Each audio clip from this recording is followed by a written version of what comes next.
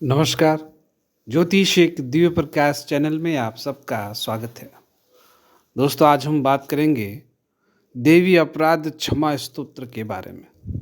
माता रानी के इस स्तोत्र का पाठ करने से माता रानी शीघ्र प्रसन्न होकर भक्तों को भक्ति का प्रदान करती है।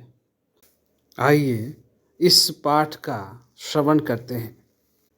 माँ, मैं ना मंत्र जानता हूँ ना यंत्र, ना ही मुझे स्तुति का भी ज्ञान है, ना आवाहन का पता है ना ध्यान का। स्तोत्र और कथा की भी मुझे जानकारी नहीं है। ना तो तुम्हारी मुद्राएं जानता हूँ और ना मुझे व्याकुल होकर विलाप ही आता है। परंतु एक बात जानता हूँ, केवल तुम्हारा अनुसरण, तुम्हारे पीछे चलना, जो कि सब कलेशों की समस्त दुख विपत्तियों को हरने वाला है। सबका उद्धार करने वाली कल्याणमयी माता, मैं पूजा की विधि नहीं जानता। मेरे पास धन का भी अभाव है। मैं स्वभाव से भी आलसी हूँ तथा मुझे ठीक ठाक पूजा का संपादन हो भी नहीं सकता। इन सब कारणों से तुम्हारे चरणों की सेवा में त्रुटि हो गई है।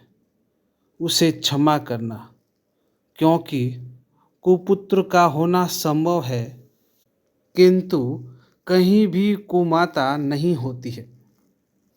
माँ, इस पृथ्वी पर तुम्हारे सीधे साधे पुत्र तो बहुत से हैं, किंतु उन सब में मैं ही अत्यंत चपल बालक हूँ।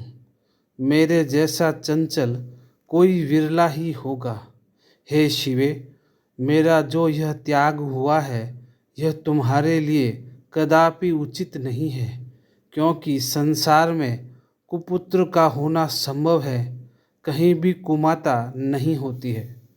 हे जगदम्बा, मैंने तुम्हारे चरणों की सेवा कभी नहीं की है, तुम्हें अधिक धन भी समर्पित नहीं किया है, तथापि मुझ जैसे अधम पर जो तुम अनुपम स्नेह करती हो, इसका कारण यही है कि संसार में कुपुत्र पैदा हो सकता है, किंतु कहीं भी कुमाता नहीं होती। गणेश जी को जन्म देने वाली माता पार्वती, अन्य देवताओं की आराधना करते समय मुझे नाना प्रकार की सेवाओं में व्यग्र रहना पड़ता है। इसलिए 85 वर्ष से अधिक अवस्था बीत जाने पर मैंने देवताओं को छोड़ दिया है। अब उनकी सेवा पूजा मुझसे नहीं हो पाती, अतएव उनसे कुछ भी सहायता मिलने की आशा नहीं है। इस समय यदि तुम्हारी कृपा नहीं होगी तो मैं अविलंब रहित होकर किसकी शरण में जाऊंगा।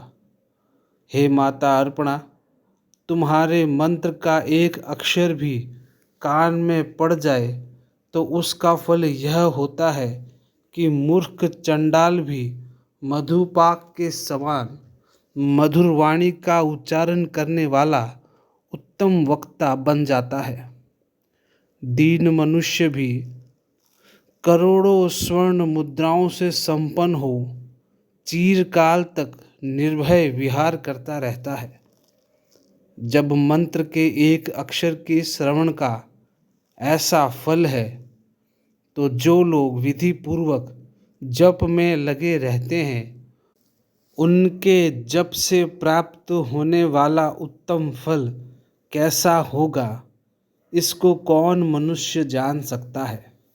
हे भवानी, जो अपने अंगों में चिता की राख भभूत लपेटे रहते हैं, जिनका विष ही भोजन है, जो दिगंबरधारी है, मस्तक पर जटा है और कंठ में नागराज वासुकी को हार के रूप में धारण करते हैं तथा जिनके हाथ में कपाल शोभा पाता है, ऐसे भूतनाथ पशुपति भी जो एकमात्र जगदीश की पदवी धारण करते हैं, इसका क्या कारण है?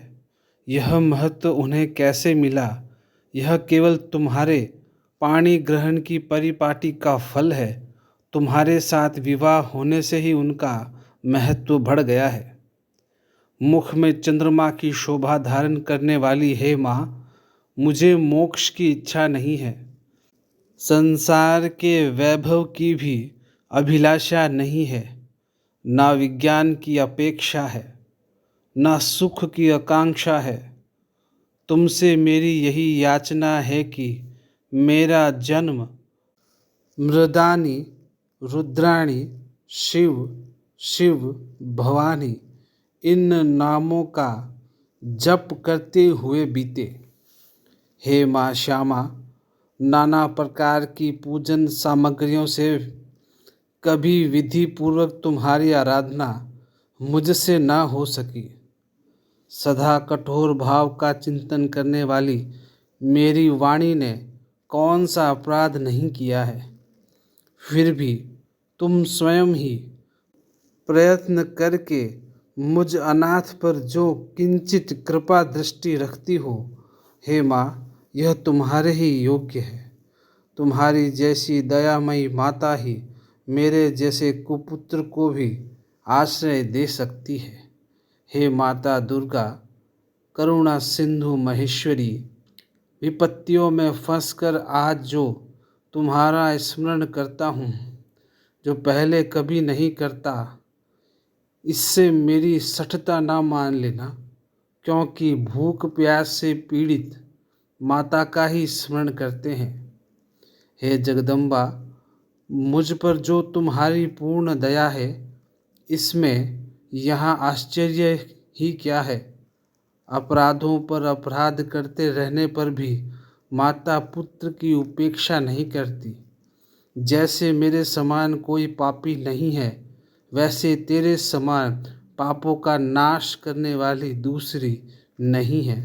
ऐसा जानकर हे महादेवी, जैसा योग्य समझो वैसा करो। देवी अपराध क्षमा स्तोत्र संपन्न।